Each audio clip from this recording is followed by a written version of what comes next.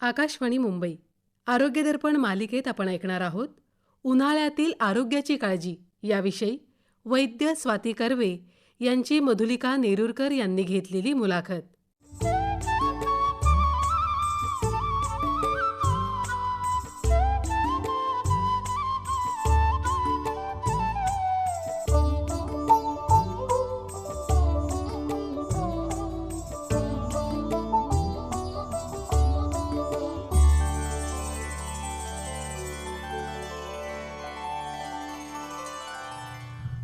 मैत्रिणींनो, श्रोते हो, आरोग्य दर्पणमध्ये आपलं मनापासून स्वागत आहे. गेल्या काही वर्षात उन्हाचा पारा झपाट्यानं वाढताना दिसतोय. कधी मार्चमध्येच 30 अंशाच्या वर जातो तर कधी एप्रिल मे महिन्यात उच्चांक गाठतो. अक्षरशः लाही लाही होते. पण रोजची दिनचर्या मात्र तशीच चालू असते. सकाळी उठायचं, डबे करायचे, वेळेत बस किंवा ट्रेन पकडून कामाच्या ठिकाणी पोहोचायचं.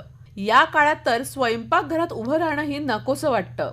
रस्त्याने जाता येताना तर उन्हाच्या झळा बसतात. पण मग अशा वेळेस आपणच आपल्या आरोग्याची काळजी कशी घ्यायची बरं?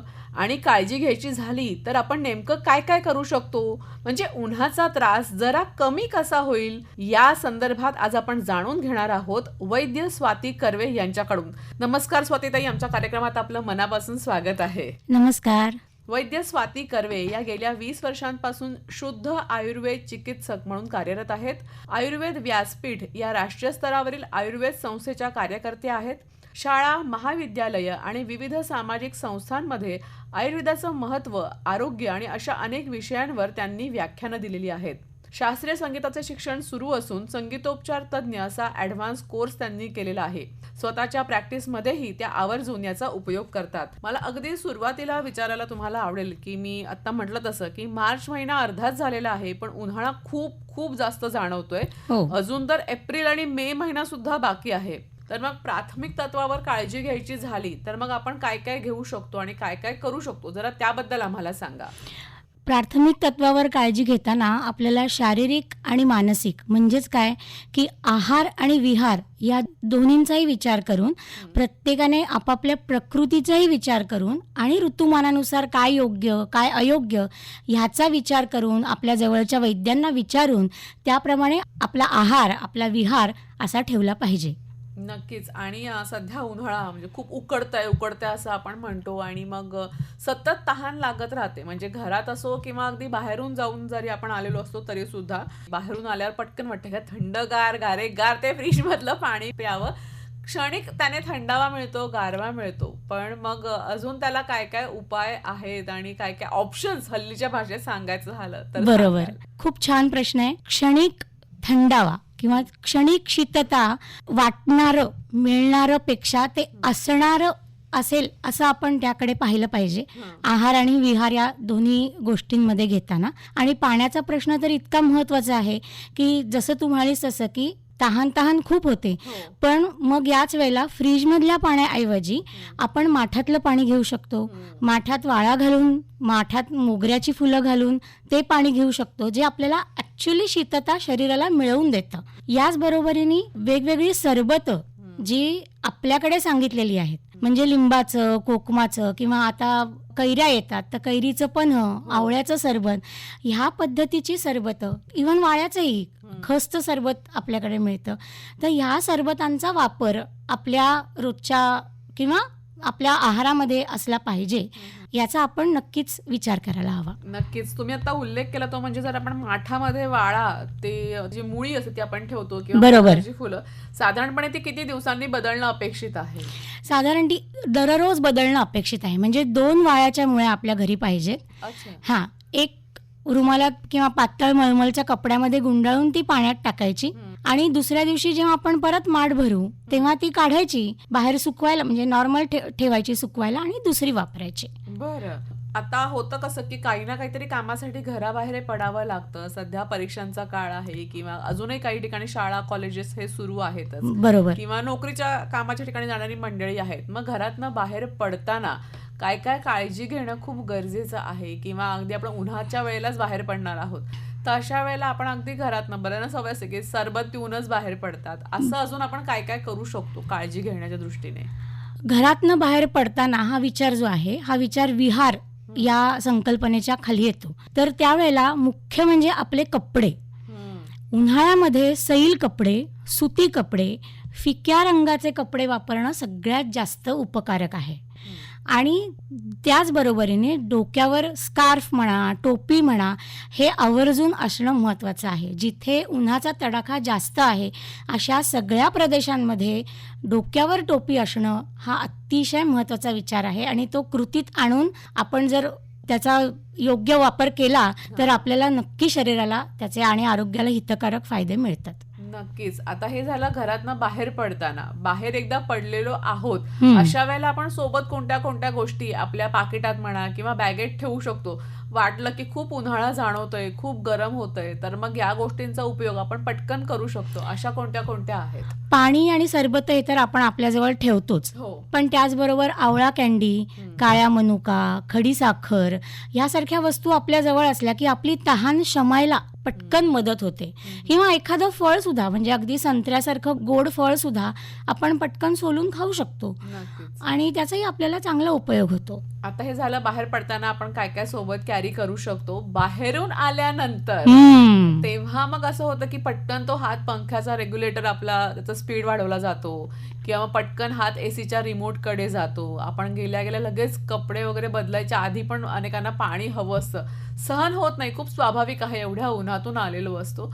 तर मग अशा वेळेस काय करायला हवं किंवा काय 2 मिनिटं थांबून आधी या गोष्टी कराव्यात आणि मग पाणी प्यावं असं तुम्ही सांगाल? नक्कीच. आपल्याकडे काही गोष्टीचे आरोग्याचे नियम घालून दिलेले आहेत की आल्यानंतर आधी हातपाय धुणं हे महत्त्वाचं आहे. विशेषतः या ऋतूमध्ये घरी आल्यानंतर पहिले पायावर पाणी घेणं हे खूप महत्त्वाचं आहे. आपण पाय धुतो म्हणजे दोन्ही पाय एकमेकांवर चोळून धुतो, गार पाण्याचा स्पर्श पायाला होतो आणि यांनी सगळे पॉईंट्सही आपोआप एकमेकांमध्ये घर्षण केले जातात आणि त्याचबरोबरीने तो थंडावा आपल्या संपूर्ण शरीराला मिळतो. म्हणजे आल्यानंतर हातपाय धुणं, चेहऱ्याला गार पाण्याने धुवून घेणं, नुसतं साधं गार पाण्याने धुणं हे सुद्धा सगळ्यात महत्त्वाचं आहे. हात अगदी फ्रीजच्या पाण्याकडे न जाता जसं आपल्याकडे सांगितलं गेलंय की गूळ पाणी द्यावं. गूळ पाणी का द्यावं तर बाहेरून प्रवास करून आल्यानंतर वातगुण शरीरातला वाढतो, परंतु उन्हाळ्यामध्ये विचार करता शरीरातला पित्ताचा उष्णगुण पण वाढलेला असतो आणि मग ह्याच्यासाठी मधुर रसात्मक, लगेच आपल्याला तृप्ती देणारं, शांतता देणारं असं ह्याच्यासाठी एक शब्द आहे आयुर्वेदामध्ये, तर्पण करणारं. हा असा पदार्थ पटकन आपल्या हाताशी कुठला असतो तर तो म्हणजे गूळ. म्हणून आधी गूळ खायचा आणि मग वरनं पाणी प्यायचं की आपल्याला हवी असणारी शीतता आणि आल्हादता ह्या दोन्ही गोष्टी आपल्याला मिळतात. बरं. माझं नाव रुपेश गुजराती बोलतो मॅडम. मी लाल चौक, नाशिक वेस्ट, सिन्नर जिल्हा नाशिक. माझं असं म्हणणं आहे की आपण जे पाणी पितो त्याच्यात रोज ग्लुकोज पावडर घेतली तर एनर्जी येते का? रोज घेणं गरजेचं आहे का? दुसरा प्रश्न असा आहे की रात्रीच्या जेवणामध्ये आपण कुठल्या भाज्या खावाय की ज्या जड पडणार नाही आणि पाणी हे कशा स्वरूपात प्यावे, म्हणजे जेवणा अगोदर केव्हा आणि जेवणानंतर किती तासाने, आणि ते लिटर पेक्षा मला ग्लासच्या आणि तांब्याच्या हिशोबात सांगा. तर मला असं वाटतं रोज ग्लुकोज पावडर प्यायची गरज नाही, कारण जे सिंथेटिक आहे, कृत्रिमरित्या बनवलेलं आहे, त्याच्यापेक्षा जर आपण खडीसाखर वापरून जेव्हा सरबत करतो त्याचा वापर केला तर ते अधिक शरीराला, आरोग्याला हितकारक असं होईल. दुसरा प्रश्न तुमचा होता की पाणी किती लिटर प्याण्यापेक्षा किती ग्लास प्यावं, असा तुमचा. हा मुद्दा प्रत्येक व्यक्तिगणिक बदलतो खरं तर, कारण प्रत्येकाची प्रकृती वेगवेगळी असते. त्या अनुषंगाने आपल्याला तो विचार केला पाहिजे. आणि दुसरा मुद्दा असा आहे, रात्रीच्या जेवणाचा विषय जेव्हा आहे तेव्हा एकंदरच उन्हाळ्यामध्ये कुठल्या भाज्या खायच्या तर दुधी, पडवळ यासारख्या ज्या शीतकारक अशा ज्या भाज्या आहेत, सहज पचणाऱ्या ज्या भाज्या आहेत, या भाज्यांचा शक्यतो वापर करावा. मी विजयकुमार स्वामी बोलतो, बस्तवाड तालुका शिरोळ, जिल्हा कोल्हापूर येथून. हा बोला. माझा प्रश्न असा आहे की ते भरपूर पाणी प्या असं डॉक्टर सांगतात, रोजचं 6 लिटर. माझं वय आता 62 आहे, मी किती पाणी घ्यायला पाहिजे? सारखं तोंड बी कोरडं होतंय, वाळतंय. त्याच्याबद्दल मला माहिती पाहिजे होतं. भरपूर पाणी प्या ही गोष्ट जरी खरी असली ना तरी ती आपापल्या प्रकृतीनुसार पाणी पिणं जास्तीत जास्त गरजेचं आहे. त्यामुळे सर्वसाधारणतः उन्हाळा असा जर आपण विचार केला तर साधारण 2 ते 2.5 लिटर पाणी हे खूप झालं.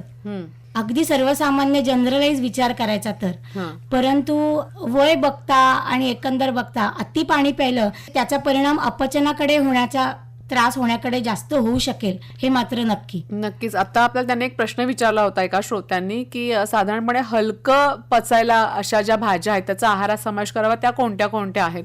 तसंच एकीकडे पाहायला मिळतं की थोडंसं खाल्लं ना तरी पुरेसं वाटतं किंवा आता जास्त काही नको खायला असं वाटतं.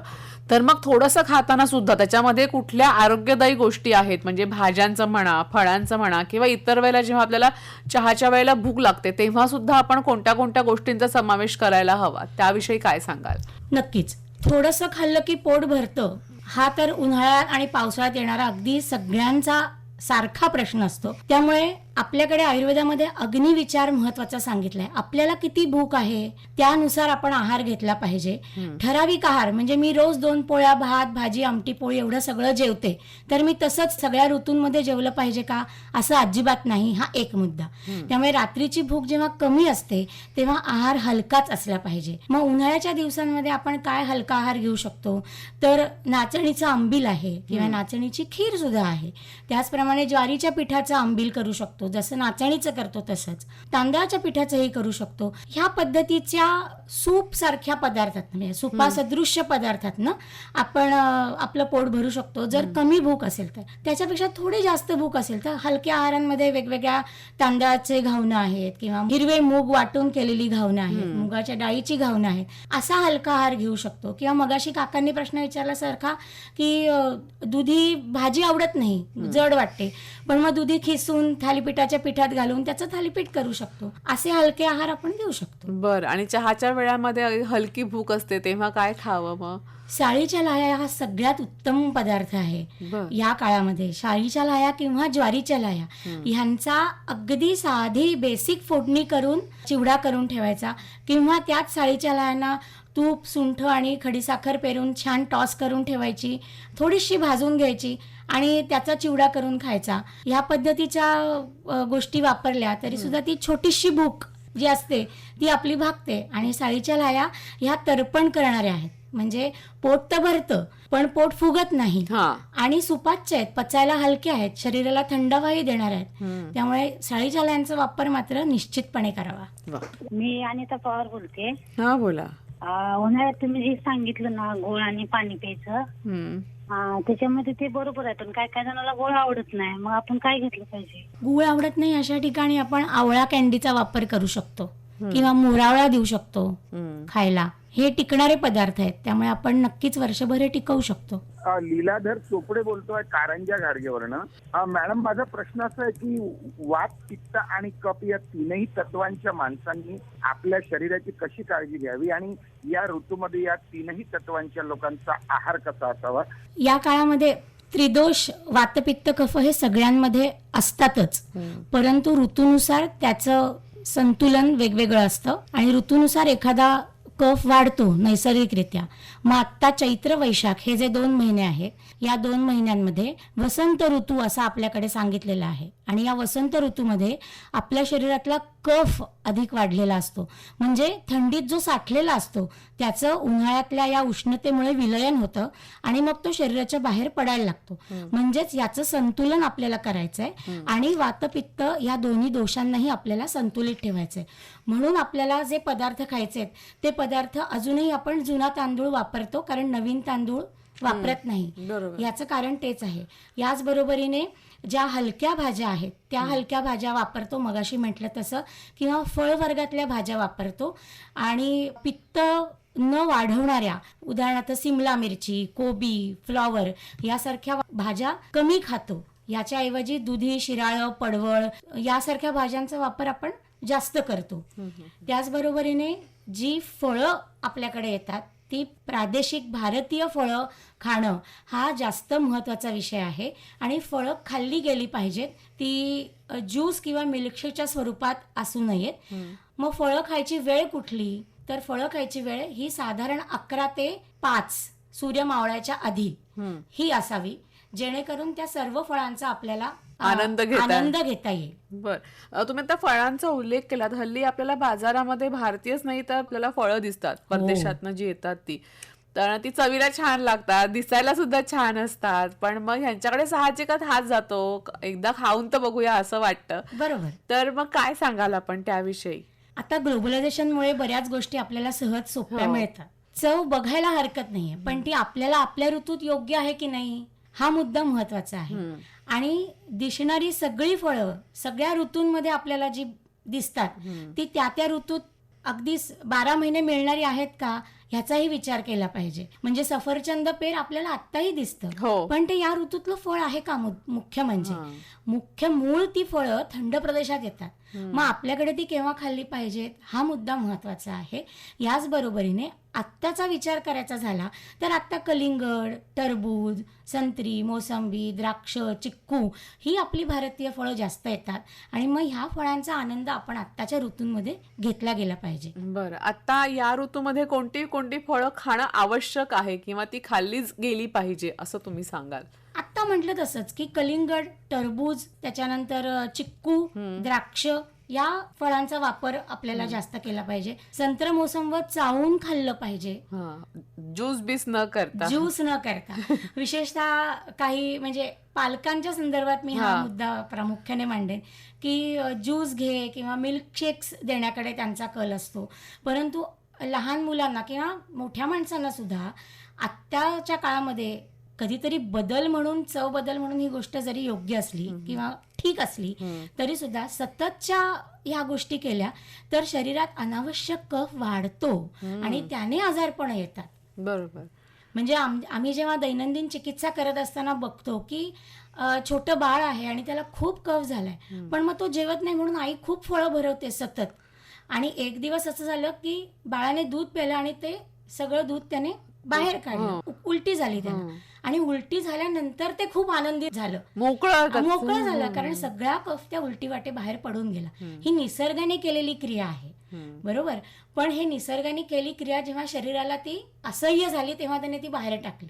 पण ती असह्य होण्याकरता कारण आपणच असतो, कारण आपण अनावश्यक गोष्टींचा भडीमार करतो. अगदी खरं आहे. या काळात रानमेवा सुद्धा भरपूर खायला मिळतो. अगदीच.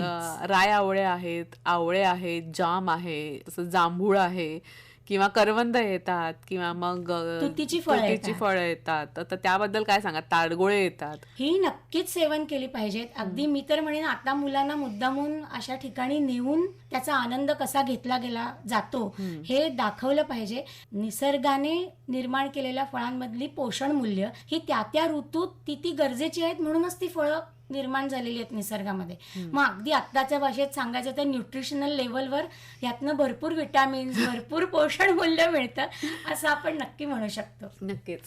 मी नदीन शेठ बोलत आहे. बोला. आणि या उन्हाळ्याच्या दिवसामध्ये आवळ्याचे सरबत पिणं कितपत योग्य आहे? आवळ्याचं सरबत पिणं हे निश्चित योग्य आहे. आणि आपण जेव्हा हे सरबत घेतो त्याची काय एक योग्य वेळ, म्हणजे काहीतरी आपण संध्याकाळी खूप थकून वगैरे आलेलो तर त्याही वेळेला घेतलं तरी चालतं, म्हणजे पन्ह किंवा हे असेल? शक्यतो जर ती जेवणाची वेळ असेल ना तर ते घेणं टाळावं. पण अगदी आपण 4, 5, 5:30 या वेळेमध्ये घेतलं तर हरकत नाही. पण मगाशी आपण जसा उल्लेख केला की थोडं खाल्लं तरी पोट भरतं. मग असं खाऊन आपण आपलीच भूक कमी करतो किंवा भूक मारतो. मग त्यापेक्षा सूर्यास्ताला जेवण हे आपल्याकडे शास्त्राने सांगितलंय, ते आता आपल्याला आपल्या कामाच्या व्यापामध्ये किंवा व्यस्ततेमध्ये शक्य होत नाही. पण मग जेवणाच्या वेळेला आपण घरी पोचतोय तर मग त्यावेळेला आपण सरबतही प्यायचं आणि जेवणही करायचं. हे तसं तेवढं उपकारक नाही. बरेच जण धणे किंवा जिरे रात्र भिजत घालून त्याचा आहारामध्ये किंवा सकाळी उठल्या सेवन करतात, पाणी पितात ते. आणि अजून असे कोणते कोणते घटक आहेत ज्याचा आपण अशा पद्धतीने उपयोग करू शकतो आणि त्याचं प्रमाण किती असावं? धने जिऱ्याचं पाणी तर अगदीच सहज आपण घेऊ शकतो, ते शरीराला थंडावा देणार आहे. तसं म्हटलं तर शहाळ्याचं पाणी सुद्धा, म्हणजे फक्त पाण्याचं शहाळं जे असतं की नाही ते मलई किंवा खोबरं असलेलं नाही. याच बरोबरीने गुलकंदासारखा विषय आहे. गुलकंद आपल्याकडे खूप चांगल्या पद्धतीने तयार होतो. अनेक वैद्य त्यांच्या ठिकाणी ते तयार करत असतात. त्यामुळे गुलकंदाचा वापरही आपण व्यवस्थित करू शकतो. आणि हे करण्याची वेळ म्हटलं तसं सूर्यास्ताच्या आधी. हा, मी संधिवातीचा रुग्ण आहे म्हटलं. हा. संधिवातीचा वाढदिवस असल्या कारणात मी या उन्हाळ्याच्या दिवसात मी आर कोणता घ्यायचा, चिप्सचे कोणते प्यायचे? बर. खरं तर हा खूप वैयक्तिक प्रश्न आहे. त्या संदर्भात असं त्यांच्यासाठी सांगणं एकतर कठीण आहे, परंतु आपण सर्वसाधारण विचार करता ऋतूचा मुख्य तुम्ही विचार करा आणि संधिवात असल्यामुळे अति आंबट खाणं टाळा, जेणेकरून पुढच्या ऋतूमध्ये तुम्हाला त्याचा त्रास होणार नाही. म्हणजे उन्हाळ्यात आता आपण ताक घेतो, तर हे ताक सुद्धा फार आंबट असू नये, अधमुरं गोड ताक असावं आणि खूप दाटही असू नये. घुसळलेले दही 1/4 आणि 3/4 पाणी अशा पद्धतीने ताकाचं प्रमाण केलं तर ते ताक आपल्याला छान शरीराला गारवा देतं, थंडावा देतं आणि त्याचा आपल्याला छान उपयोग होतो.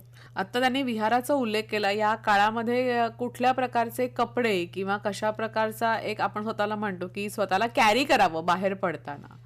मगाशी म्हटलं तसं सुती कपडे, फिक्या रंगाचे कपडे, सैल कपडे, म्हणजे थोडक्यात अगदी आत्ताच्या तरुणाईला कळेल ह्याच्यामध्ये लेगिन्स, जीन्स असं मुळीच वापरू नये. घट्ट टी शर्ट असू नये किंवा शर्ट हे सुद्धा आपण लूज सैल असावे, जेणेकरून हवा खेळती राहील.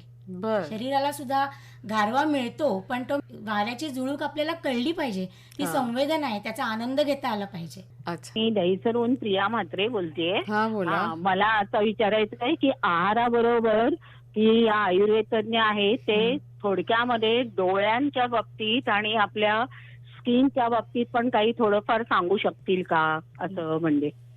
हो, निश्चित. डोळे तळावणे हा उन्हाळ्यामध्ये खूप जणांना त्रास होतो आणि ह्याच्यासाठी ना जे आता आपण सगळे पदार्थ सांगितले, सरबताचे, फळांचे, ह्याचा आहारात वापर झाला की आपोआप ती सार्वदैहिक शीतता, गारवा आपल्याला येतो आणि उपयोग होतोच. परंतु एक गोष्ट आपण आता बरेच जण करत नाही, ती गोष्ट म्हणजे डोळ्यामध्ये काजळ घालणं. आपण आयलाइनर लावतो किंवा काजळाच्या पेन्सिली लावतो, परंतु डोळ्यामध्ये आपण काजळ घालत नाही. तर डोळ्यात रात्री झोपताना काजळ घालणं हा खूप त्याच्यासाठी चांगला उपाय आहे. आणि किंवा गाईचं तूप सुद्धा डोळ्यांना बाहेरून त्याचा हलक्या बोटाने अगदी मसाज करणं हे सुद्धा डोळ्यांना थंडावा देणार आहे.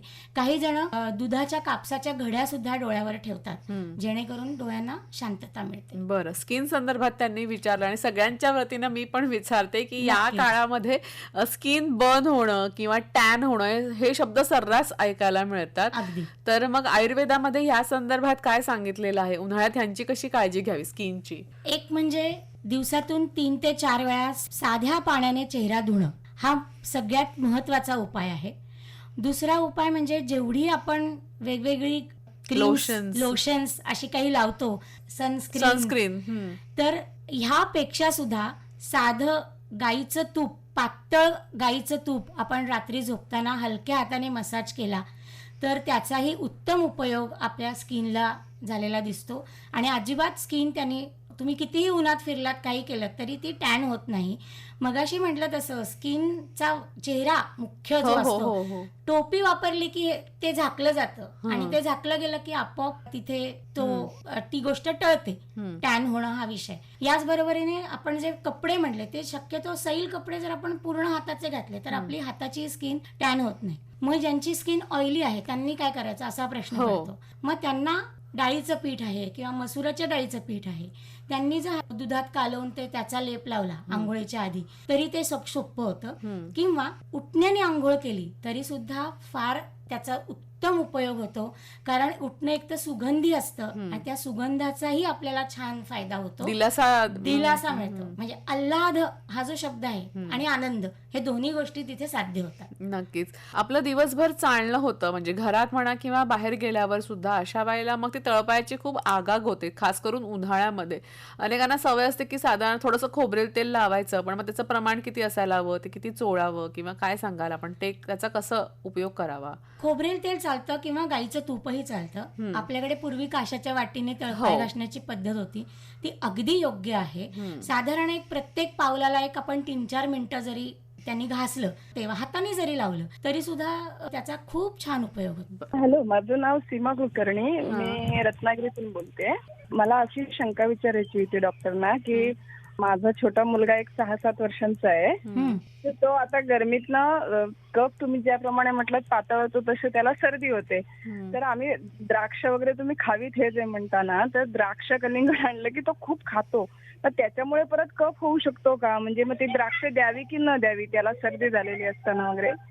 कफ असताना ही फळं देण्यापेक्षा आधी त्यावर चिकित्सा केली गेली पाहिजे, त्यावर योग्य उपचार केला गेला पाहिजे. ते गेल्यानंतर मग ही फळं देणं योग्य आहे, नाही असं नाही. परंतु त्याचं मूळ कारण शोधलं गेलं पाहिजे की ती सर्दी त्याला का होते. कारण ह्याच्या आधीचा ऋतू हा थंडीचा ऋतू आहे.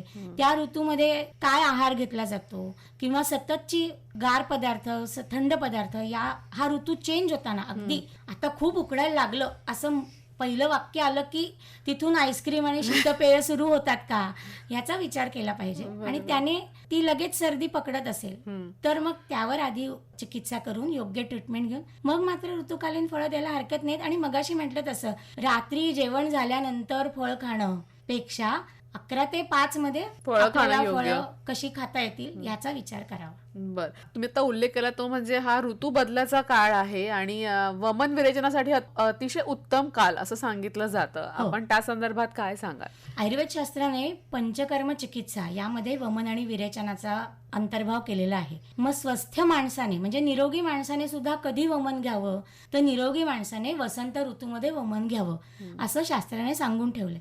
आणि मग ही वमनाची जी पद्धत आहे किंवा प्रोसेस आहे ही प्रोसेस मोठी आहे. त्यामुळे आपली प्रकृती त्याचं परीक्षण करून आपल्याला काय त्रास होतोय किंवा नाही होते, स्वास्थ्य म्हणून मला फक्त वमन घ्यायचंय, मग ते वैद्याकडे जाऊन परीक्षण करून त्या पद्धतीने ते वमन घेतलं गेलं पाहिजे.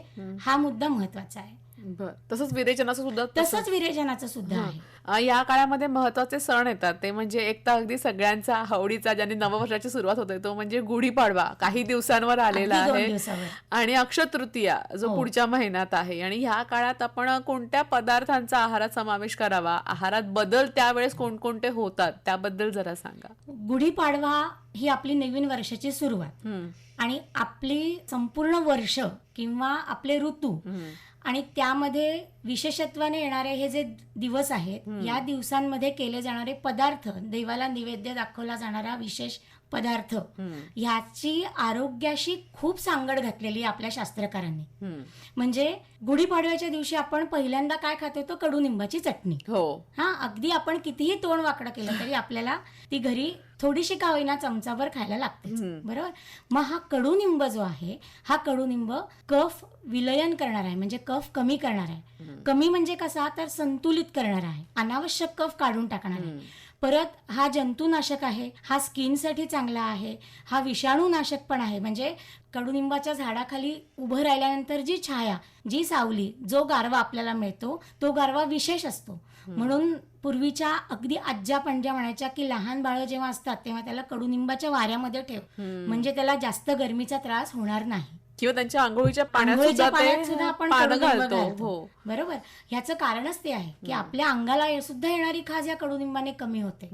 मग या सगळ्याचा वापर आपल्या घामोळ येतं तेही कमी होतं. म्हणून मग याचा वापर आपल्या वर्षाच्या सुरुवातीलाच जर आपण केला तर आपलं आरोग्य छान राहतं. आणि मग या कडुनिंबाच्या चटणीमध्ये आपण जिरं घालतो, मीठ घालतो. मीठ सुद्धा आपण काळं मीठ किंवा सैंधव मीठ ह्याचा वापर करतो, जेणेकरून ते चुकीचा दूषित कफ जो असतो तो काढून टाकतो. अगदी बरोबर.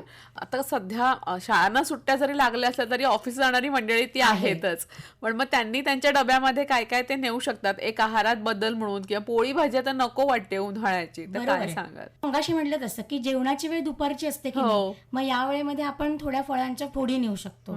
आपल्याला पोळी भाजी नको वाटते पण मग भाज्या घालून खिसून थालीपीठ नेऊ शकतो, किंवा भाज्या उकडून त्यात कुस्करून ती घावनाच्या पिठामध्ये घालायची, त्याची दिरडी किंवा घावणं घालायची आणि ती घेऊन जाऊ शकतो. मग वेगवेगळ्या चटण्या असतात आपल्याकडे, कोथिंबिरीची असते, पुदिन्याची असते.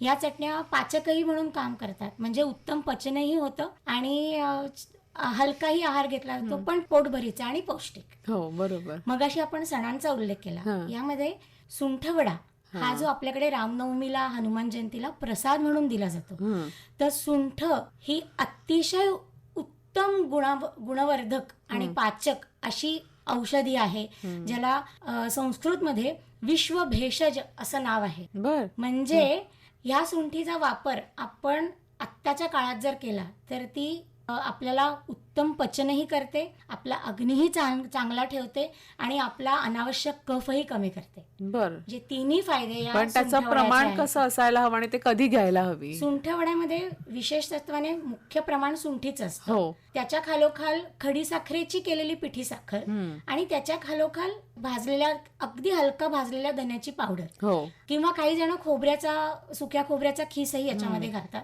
तर हे साधारण या पद्धतीने म्हणजे 2 एकास अर्ध्यास पाव अच्छा, असं हा. आपण प्रमाण ठेवलं. की तो सुंठवडा आपल्याला उत्तम. बरोबर. तर सुट्ट्या लागलेल्या आहेत, एक आई वडील थोडेसे जागरूक म्हणून no added sugar, no preservative असे काही पदार्थ देतात मुलांना, तर त्याच्यात कितपत तथ्य आहे, काय सांगा? खरं देऊ नये, हं. कारण असं होत नाही हं. की तो पदार्थ आपण एकदा वेगळ्या पद्धतीने तयार केला तर तो बाहेरच्या हवामानाला टिकण्यासाठी म्हणून मीठ साखरेने टिकतो हे बरोबर असलं तरी 6 महिने वर्षभर टिकवायचा तर त्याच्यामध्ये ते घातल्याशिवाय तो टिकेल का, तर याचं लॉजिकल उत्तर नाही असं आहे. त्यामुळे ते घातलेलं असतंच काही ना काही प्रमाणात. मग आपण घरी तयार करू शकतो. मग मीठ साखर घातलेला आवळ्याचा जॅम, अननसाचा जॅम किंवा अगदीच तुम्हाला आता आपल्यासारख्या थंड प्रदेशातल्या महाबळेश्वरच्या ठिकाणी स्ट्रॉबेरीज येतात तर मग त्यासाठी आपल्याला स्ट्रॉबेरीचा जॅम, पण आपण हे घरी केले तर बरोबर. आणि तेवढ्यापुरतेच केले तर ते टिकतात. वा, अगदी शेवटी जाता जाता तुम्ही टिप्स म्हणून काय सांगाल आपल्या सगळ्या श्रोत्यांना? या सगळ्याचा एकंदरीत विचार करताना आपल्याला उन्हाळ्यामध्ये काय विचार करायचा आहे तर सैल सुती कपडे घालायचे, टोपी वापरायचे, आपली भारतीय पद्धतीची सरबतं आपल्याला घ्यायची आहेत.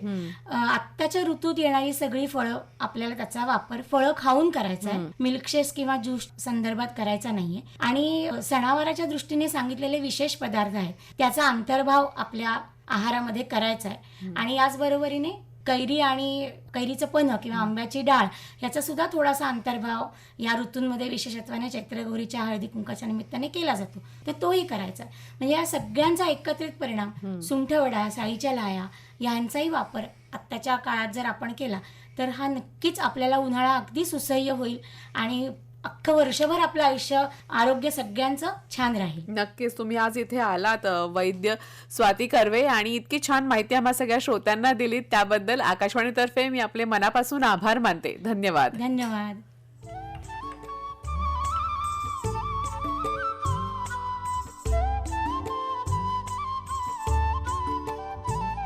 श्रोतेहो, आरोग्य दर्पण मालिकेमध्ये उन्हाळ्यातील आरोग्याची काळजी याविषयी वैद्य स्वाती कर्वे यांची मधुलिका नेरुरकर यांनी घेतलेली मुलाखत आत्ताच आपण ऐकली. ही आकाशवाणी मुंबई केंद्राची निर्मिती होती.